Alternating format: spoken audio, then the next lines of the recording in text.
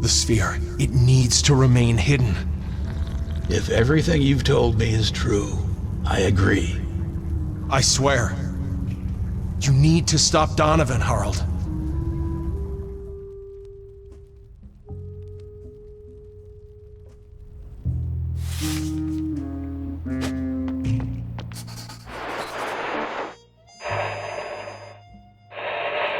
It's here. Drive the damn thing to the junkyard. Oh, but it brings back so many fond memories. Add it to your art collection. I'm sure it will fit right in. You're a real comedian, you know that? Get it done. Well, you're no fun. Guess I'll call the junkyard then. Hold on, old friend. Winston's coming for you. See you there, Gordon.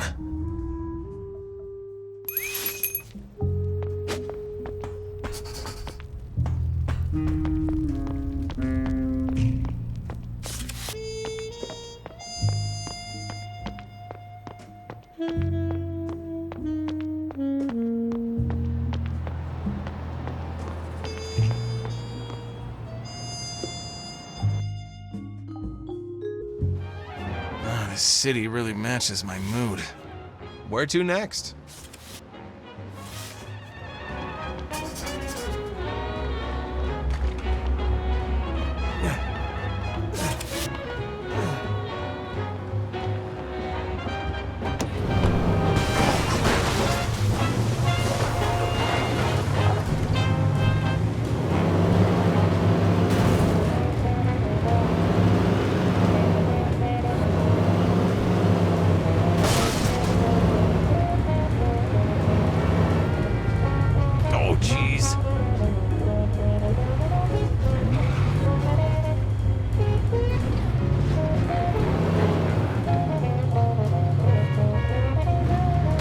Yikes.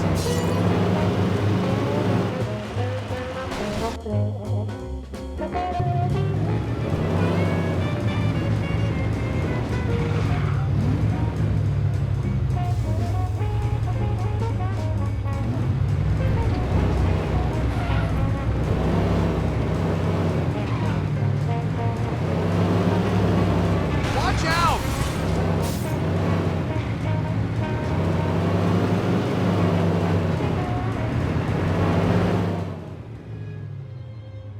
Please introduce yourself.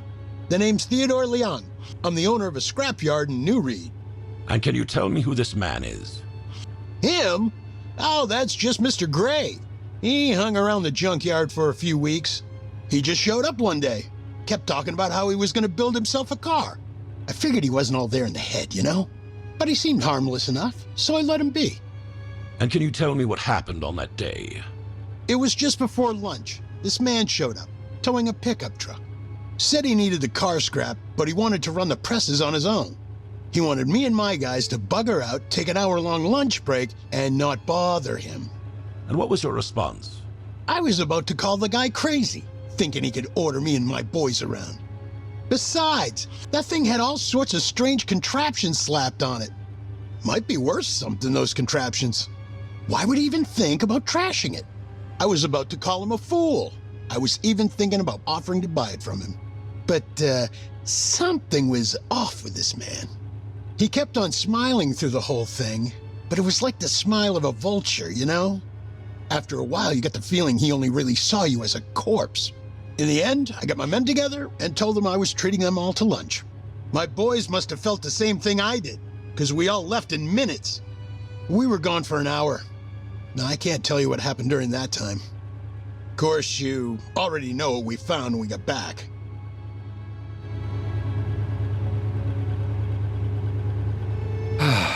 If I just had something more lively to crush, my day would be oh so much better. The rats are only fulfilling for so long. Flat, flat, flat.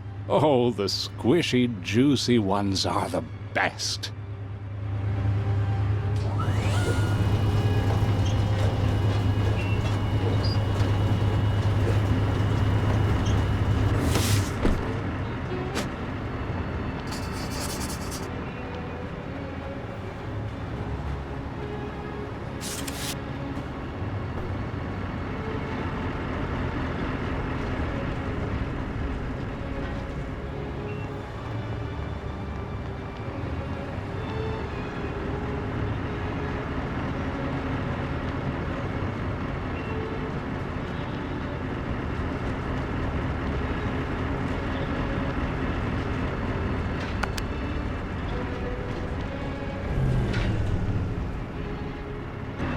Oh, come on! Not now, you rotten belt! Not again, I just fixed this darn thing! Can anything here work properly for once?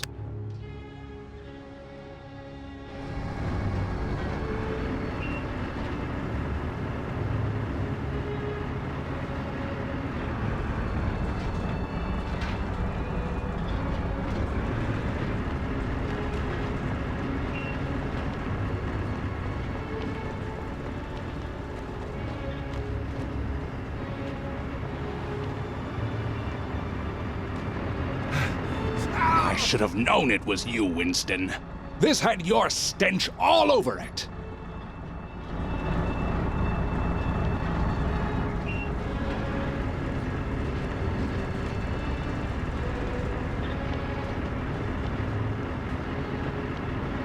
I might have guessed it was you, Winston. Even as roadkill, you're in my way.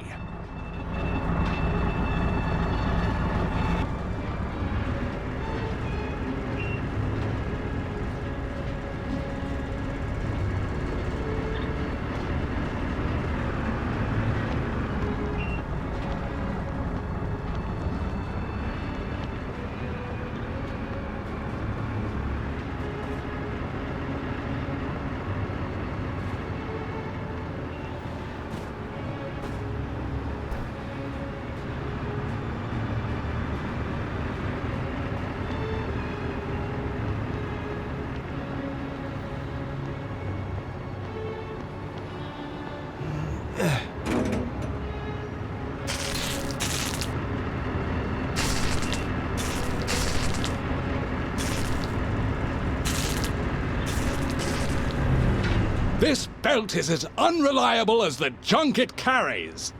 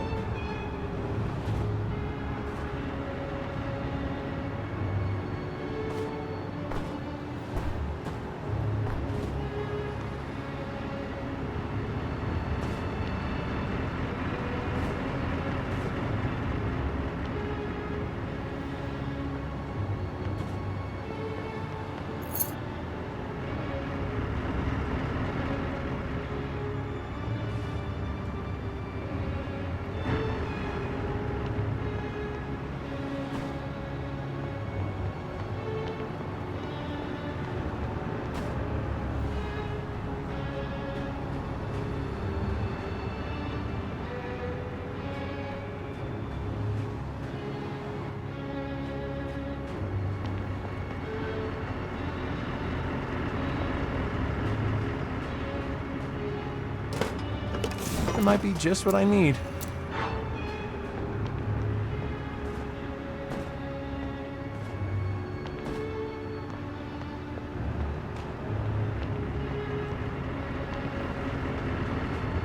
Unwelcome visitors. Just what I needed.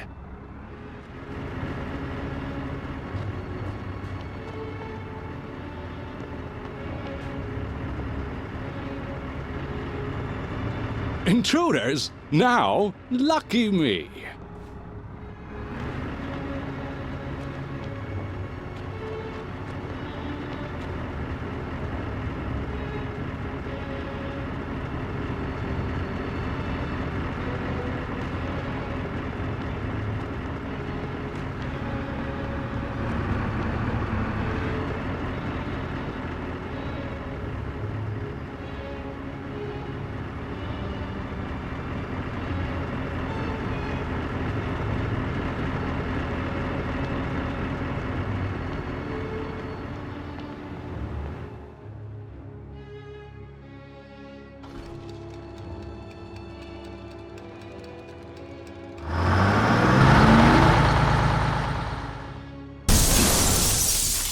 What the? Hey, turn off this damn magnet! Whoever you are, you're going to regret this. Whatever you're up to, you'd better hurry. They'll be back from their lunch break soon. And once I'm let down from here...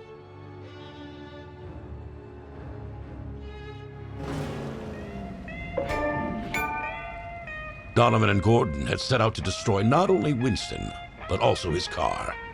And as the good book said about teeth and eyes,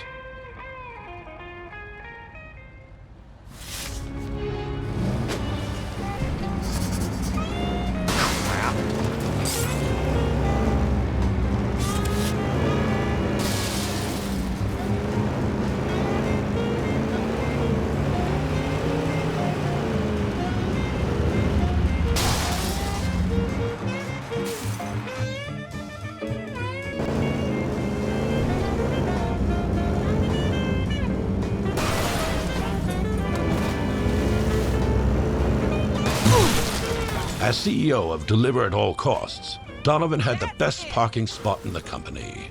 His car was always parked just outside the lobby doors. Oh, damn.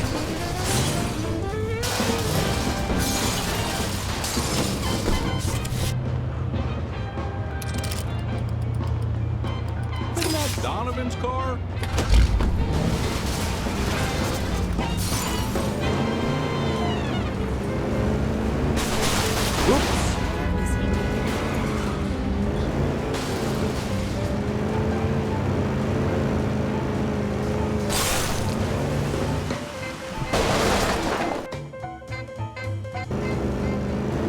Damn.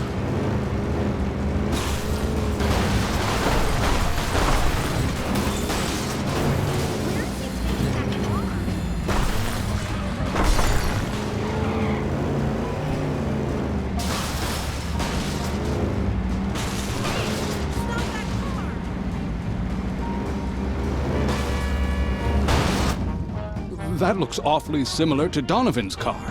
No, it can't be. Can it? Hey, what the hell are you doing?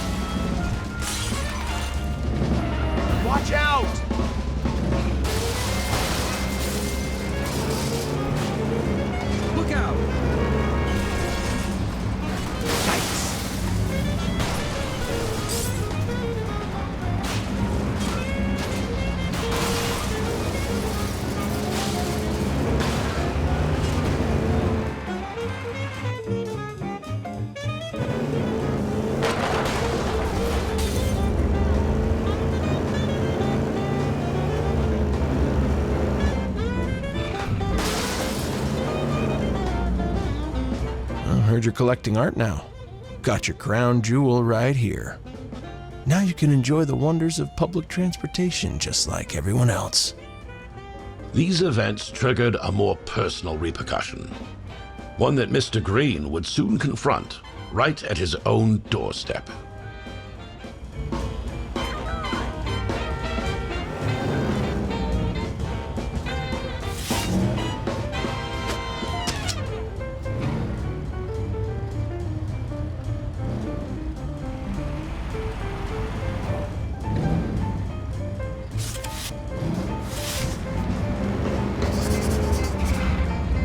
Watch out!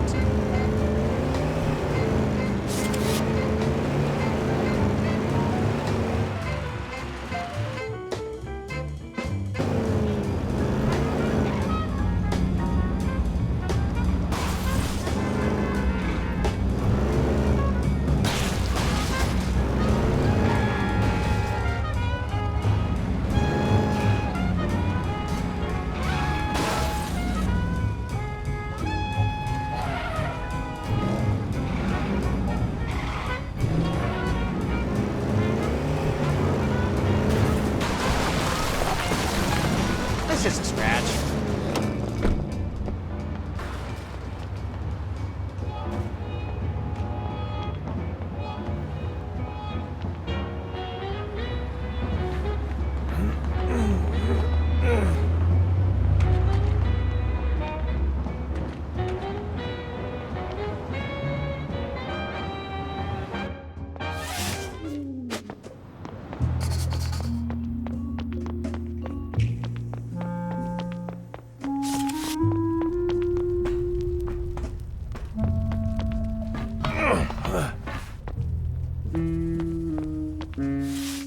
Bailey and Associates.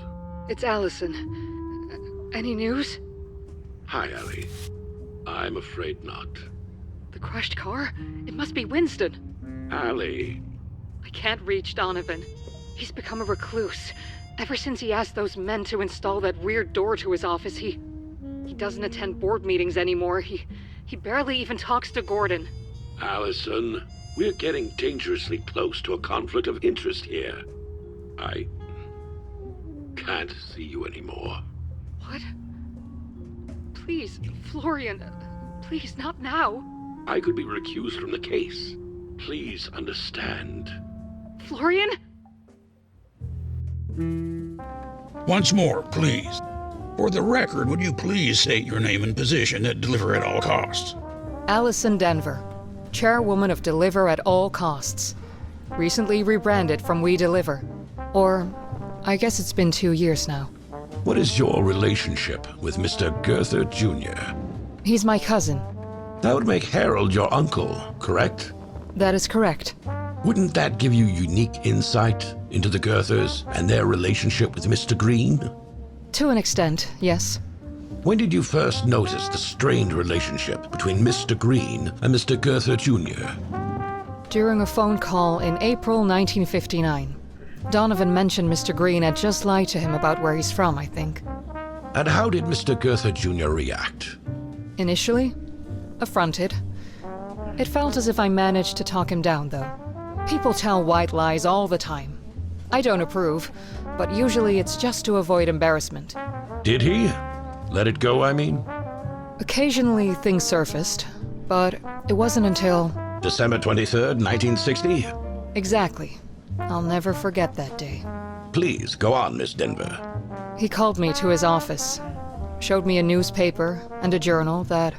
Exhibit 1 and 24, respectively, Your Honor. Please describe the content of the article, Miss. It was about the infamous New Reed University incident in 1957, and the man behind it, Winston Booker. I'm certain the event needs no introduction, but for the record, proceed. Mr. Booker disappeared, and the university was closed off by the police. After this whole ordeal with Mr. Green, I barely recognized my cousin anymore. It wasn't until the plans for Deliver at All Costs were laid before me that I realized how much Donovan had truly changed. It was so outlandish and against Harold's vision that I actually cried a bit reading it. Yet you stayed at the company. Why is that? I still share Harold's and my father's vision, and I want to see it through. That would not exist if it weren't for Mr. Green's entrance into our lives. I hate it.